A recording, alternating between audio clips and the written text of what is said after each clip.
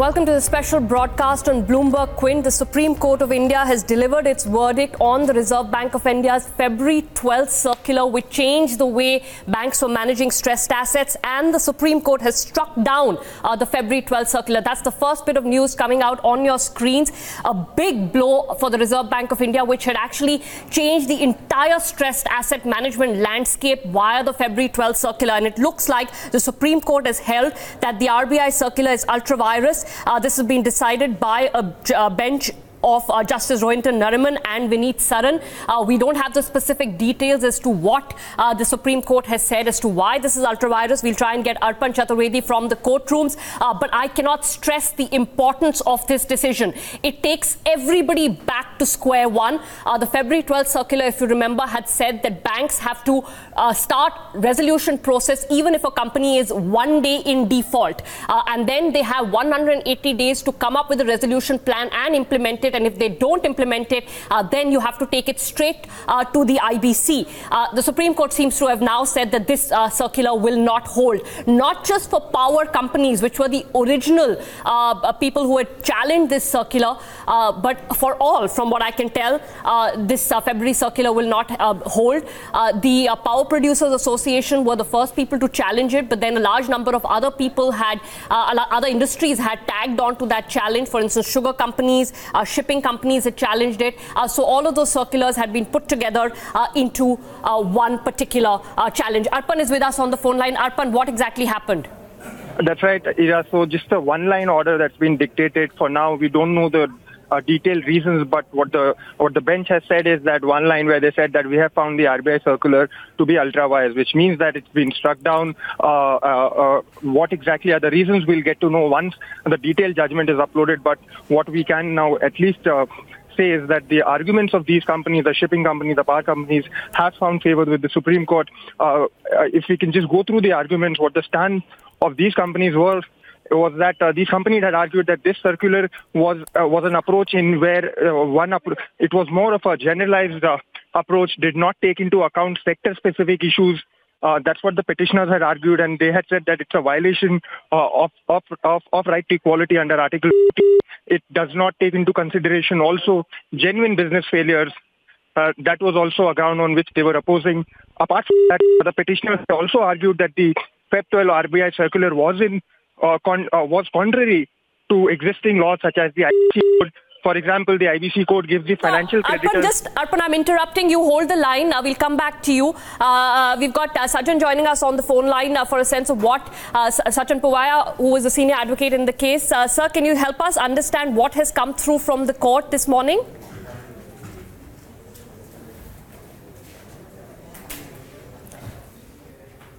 Mr. Puvaya, can you hear me? Mr. Puvaya, this is Bloomberg Quint on the line. Can you hear me? All right, I believe we can't hear him, or he can't hear us right now. We will try and get him back. Arpan, I'm going to go... All right, Abizar is on the phone line with us as well. Abizar, we don't have a detailed judgment, but I think our correspondent has made it very clear that the Supreme Court has actually struck down the February 12th circular. They've said this is ultra-virus in law. Wow. I'm actually surprised at this judgment, Kira, frankly.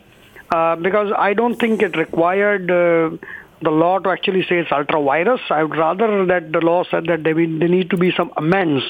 For example, immediate recognition or the 100% requirement of lender control. I think those are the things that were required. Otherwise, I beg the pardon, but I do believe that the Feb 12 circular was a progressive one. Abizar, I mean, we will see whether there's any nuance in the detailed judgment, but tell me, hypothetically, if the entire circular has been struck down, what does that mean? I mean, there were so many cases which were, at that 180-day deadline because of that Feb 12 circular, right? That's correct. So what happens now? What do banks do? So at this point in time, I think the one thing that is required is that we continue with normal provisioning that the banks had to do, which is on the progressive 90-day plus basis. The consequence of actually having to take a company to NCLT at the end of 180 days is clearly stalled. And the bigger issue is, as of now, we then have no RBI-sponsored scheme to restructure debt. That would also mean that it really is dependent on every bank to devise a scheme as long as it takes provisions as is required once you restructure an account.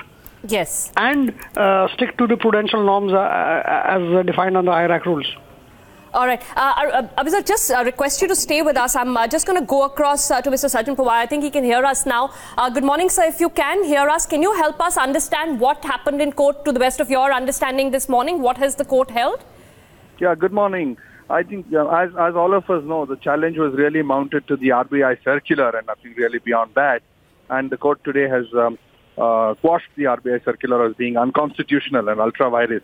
Now, the net result of this is the following. That we, in the legal ecosystem, the discretion and the absolute discretion to take a debtor into the insolvency process or to wind the debtor down was with the banks.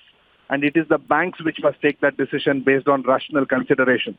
Now, that was being removed. That rationality with the banks was being removed.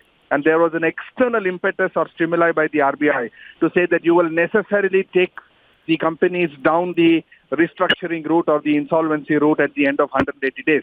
So that fiat or that certainty to say that you will necessarily take them to IBC is now gone, which necessarily means that the banks have now come back to taking a decision based on the ex-ante regulations that are available.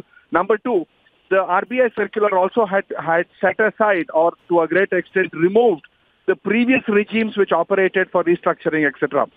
Now that the RBI circular is gone, the field is open for a restructuring regime to be put in place and the discretion to be left with the bank on a each debt on a particular case scenario to see whether A should be taken down the insolvency route or B should be taken on a restructuring route.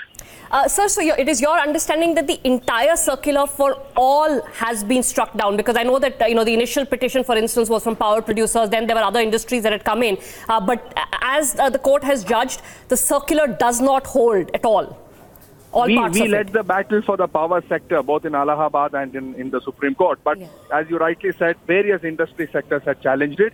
But it's not really sector-specific anymore. The Supreme Court has held that the circular is unconstitutional. It is ultra-virus. And therefore, the circular goes. Once it goes for a particular sector, it goes for all sectors.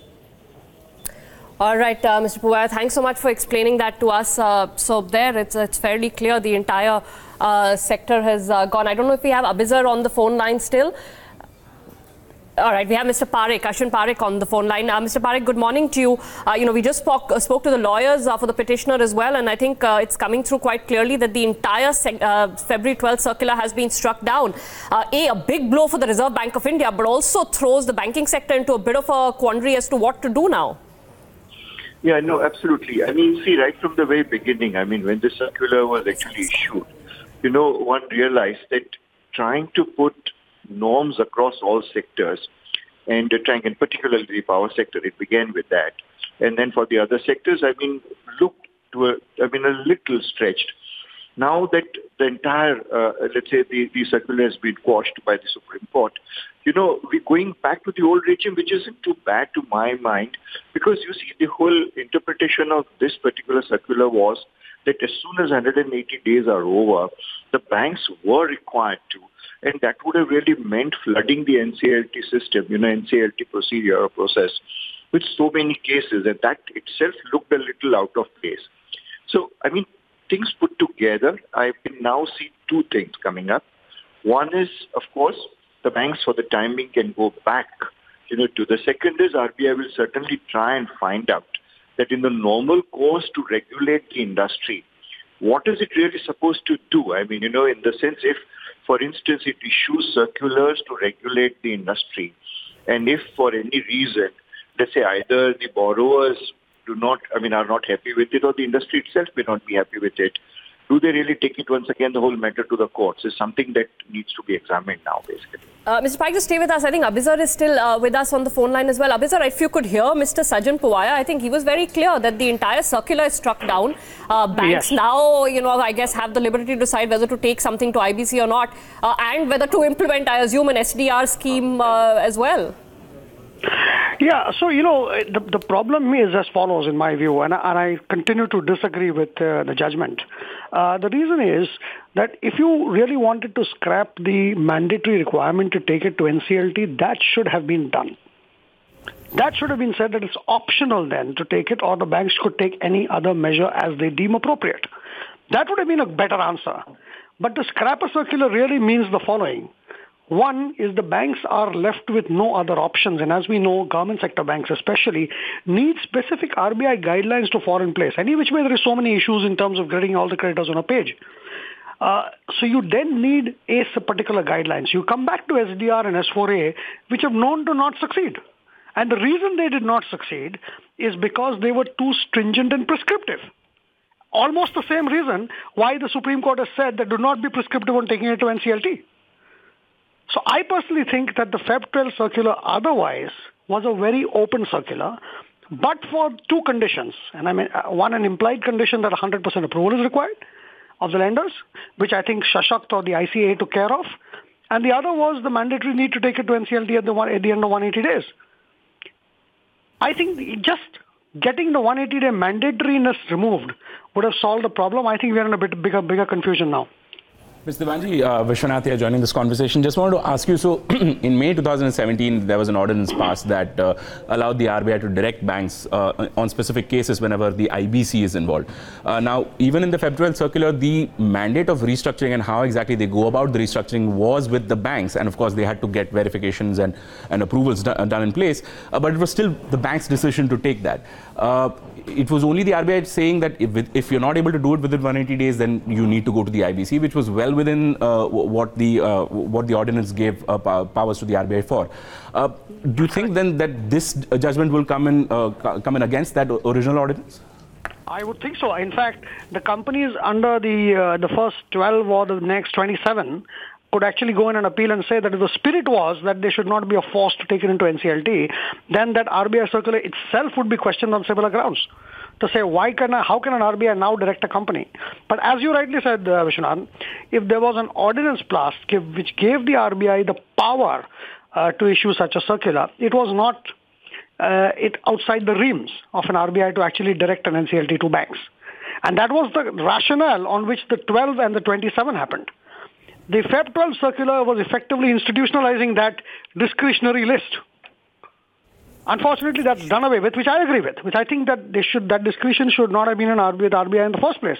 It should have been for the rational decision-making of the banks. So that, I think, so what really this is doing is that it's taking the banks back and knowing banks' behaviors, they would think that they have only two options now, SDR and S4A. But do those even hold now? They've been squashed. We don't even know, Abhisar, whether those SDR, they were squashed by the same Feb 12 circular. And if the circular in toto has been squashed, then those reinstate. Oh my God, so that's like, there is going to be, I'm sorry, I'm sounding a little, there's utter confusion then. You don't know whether the 180-day timeline holds. You don't know whether SDR and S4A in the previous regime holds. I assume the RBI will have to come in with some sort of a clear set of guidelines to work with, right, Abhisar? Because where do banks start now? And let's not forget the provisions that they've already made for the cases where SDR was halfway through. I mean, all of those accountings, I'm not sure if they will have to be reversed or not, but, all of this is confusion still. Abhisar, sorry, that was not so much of a question, just like, where do we go now? No, I personally think we should wait for the judgment. Okay. And I think what will come out is RBI would then take care of the comments that the Supreme Court has now made, especially vis-a-vis taking the company to NCLT, and if it's directed primarily towards that, I think the revised circular would come out saying that it is not mandatory, but it is recommended, and banks should otherwise come out with some form of restructuring plan. So I do agree with the fact that Feb 12 circular would have crowded the NCLT and hence made it ineffective. That is a positive point. So as long as I think that would come out in some form, either through an amended RBI circular in response to this judgment, but one will have to wait for the detail. All right, Abhisar, I'll let you go. Thank you so much for joining us and helping us analyze this to the best of our abilities at this stage. I think Anil Gupta, Vice President, Financial Services Ratings at ICRA, is joining us. Anil, good morning. Thanks for taking our call. February 12th circular is gone. How should we now try and even start to understand the implications for banks and some of these stressed assets that they were dealing with? Yeah, hi, good morning. So So this circular, basically, we should go to the background and understand the need for this circular. So there was a NCLT 1 list, there was an NCLT 2 list where the RBI identified the list of borrowers to be like doing like where the bank should be taking them to NCLT and do the proceedings under IBC. So with this February 12 circular, what RBI wanted is basically not to get involved in naming of the borrowers and do this process in an automated way. So the process was automated through this circular, whereby if any borrower is overdue in its repayments, then the banks, RBI does not need to name those people, and the banks were required to do either a resolution plan, get a RP4 rating, or you take it to NCLT in case the resolution plan fails. So now with this process, what has happened is this automated process of reference to NCLT or compulsory reference to NCLT, that will go away. So it will be upon the choice of the banks, basically, what resolution plan they need to take. They can still have an option like to go to the NCLT in case there is some company where the resolution is not visible, except for maybe going through an NCLT proceeding. So the choice continues to remain. But again, we have seen the precedents where NCLT 1 and 2, the accounts have not seen resolutions in those accounts. So really speaking, it is not a maybe in terms of impact in terms of provisioning or NPAs. Not really impact in terms of accounting of the banks. But from the resolution perspective, we expected that there will be some fast tracking of resolutions because promoters will come forward, banks will be eager to implement a resolution plan. So those possibly now will not see a sort of a sense of urgency to resolve these assets. Anil, one more question quickly. There would be data available. We'd get a sense of what is the amount that is in that 180-day period. So we would know that is basically the set of SMA accounts that would be potentially going to NCLT and will not anymore. So the Feb 12 circular as of now had a timeline of 2,000 crores and above accounts which were required to be proceeded under NCLT. Yeah. The accounts which were less than 2,000 crores, they were basically a voluntary, like if the banks wanted to do NCLT proceedings against those accounts also, they were free to do so. But for 2,000 crores and above, it was compulsory by August 27th or 28th. So that amount of loans were around 3.8 lakh crores across 70 odd large borrowers. But if you have to talk about the overall SMA book of the banks, because SMA will be something which is not NPA. Now, most of these accounts which were referred, like 2,000 crores and above, which were required to be referred, were already NPA in the banking system as on March 2018. Yes, but they won't necessarily go to NCLT anymore. So that provision of 50% that is attached with the NCLT accounts doesn't hold. Am I right about that? So there was no clarification except for the NCLT 1 accounts where the banks were required to make a minimum 50% provision. Okay. So even for the NCLT 2 cases, there was no explicit directions from RBI to make a 50% provisions. But because the recovery expectations are low, plus the time-bound aging provisions have happened, so most of the banks are above 50% or even on NCLT 2. For NCLT, this February 12 accounts, possibly the banks will be lower than 50% provisioning, but yes, there is no minimum requirement of the provisions specified by RBI, except for whatever is coming because of aging. Okay. Which will be not more than, say, 25 to 30% based on the aging. If some banks have voluntarily done higher provisioning, then that could be there. Okay, Anil, that clarification really helped. Thanks for giving us that quick call. Yeah. That's Anil Gupta on the banking sector. Vishnath.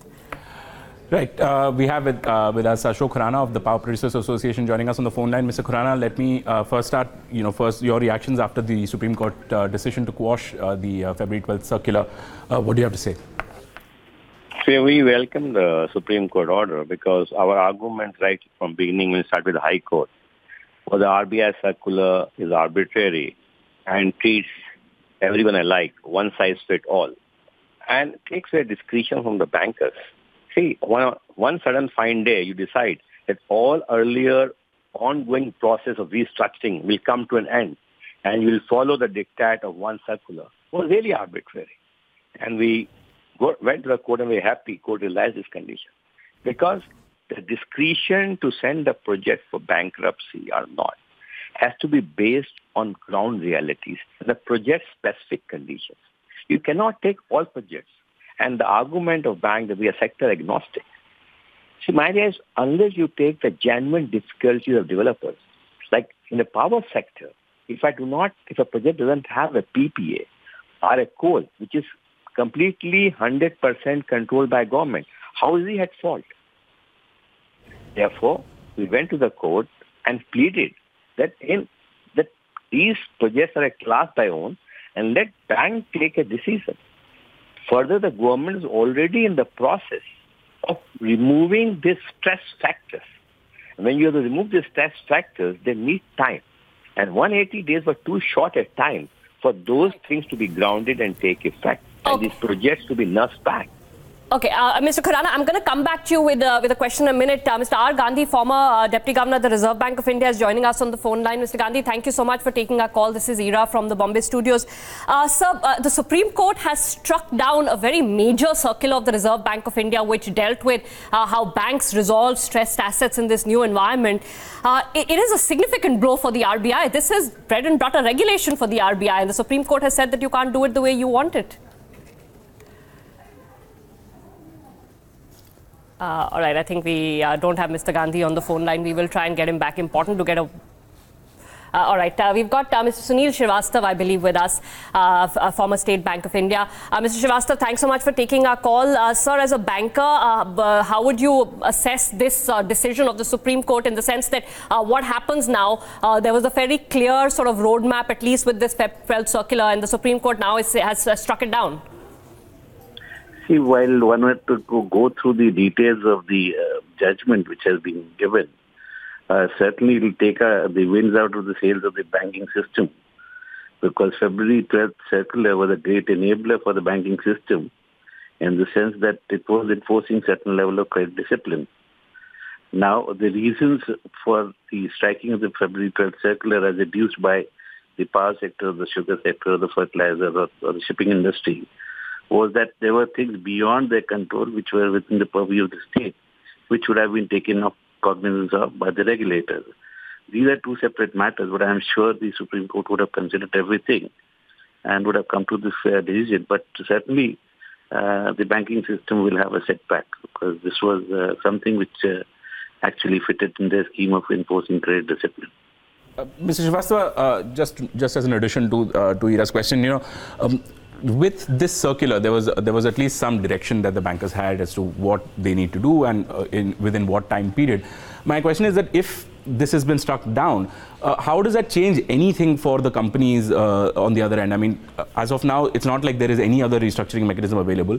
The ground realities of all of these industries, including power, fertilizer, shipping, all of these are still there. How exactly do you think that bankers can deal with some of these companies now? See, most of these companies have suffered on account of, one, the promoters having eroded their equity, and two, any further capitalization by the banks would have led to their unviability. And three, there were factors beyond their control. This is a fact, because if in the power sector you are to pay advance to the coal and the wagons, and then you are getting delayed payments, obviously in such situation there would be a liquidity problem. So the solution doesn't lie in not, some sort of restructuring, but the action has to be taken by the government here. And perhaps the enabling system in the government, like for instance, placing the receivables of the discoms on the TREDS platform, which would enable real discounting and enable the working capital cycle of the power sector to continue, would have been a better alternative. But in the absence of any such thing, I think the banks are free to even now take them to the NCLT route. Because you see, unless the equity comes in and the debt is pared down, and the debt will be pared down only if there is a matching contribution of equity. So that is not coming from the promoters who have the funding. So there is not going to be any solution under any of these CDR, S4A or LTR mechanism or any debt resolution. So eventually the banks will have to take these cases again to the NCLT, which is again another law. These are, I agree with the solutions that you're describing, but they're still in the medium term to long term sort of solutions. In the immediate future, that is within this financial year, it is unlikely that, at least what bankers have been doing so far, they've not really found, credible resolution plans for some of these assets, even within the time that they had in hand. what can they do? I mean, should they just write it down and move on, like typically what banks abroad do? I think the banks would have anyway provided for it because these have become NPA for the last 3-4 years.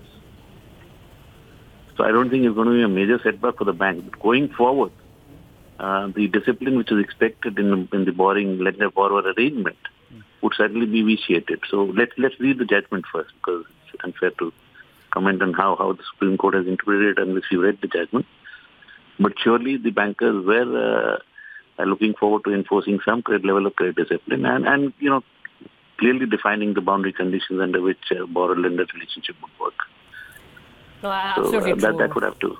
Absolutely true, Mr. Srivastava. Thank you so much for that perspective. In fact, that is, the perspective that we'll end this live programming on, what Mr. Srivastava was saying. That, apart from the individual accounts, I think everyone understood that this was enforcing credit discipline, right?